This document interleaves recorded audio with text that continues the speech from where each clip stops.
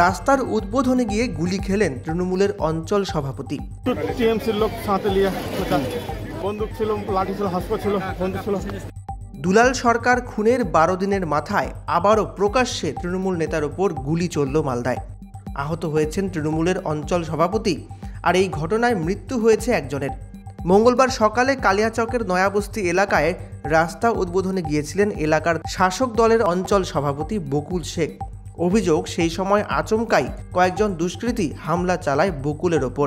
গুলিবিদ্ধ হয়ে রাস্তায় পড়ে যান তিনি। আহত হয়েছেন আরও কয়েকজন।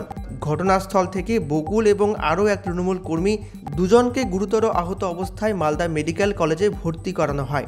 হাসপাতাল সূত্রে খবর, দুজনের অনেকটাই রক্তক্ষরণ হয়েছে, ফলে অবস্থা আশঙ্কাজনক।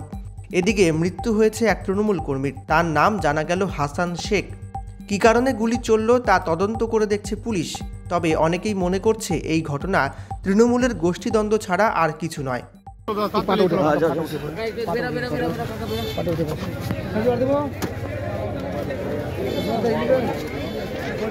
দাদা কি হয়েছিল?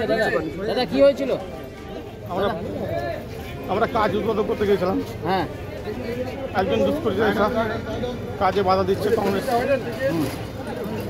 কিছু টিএমসির লোক সাথে নিয়ে কিছু লোক এইসা ওখানে জাকিরের দল পর জাকিরের ছেলে জাকির, নাসিমুল, 5-6 জন, ওরা অনেক কিছু ছিল। 5-6 জনকে চিনতে পারি। ওদের হাতে বন্দুক ছিল, লাঠি ছিল, হাসপাতাল ছিল, বন্দুক ছিল।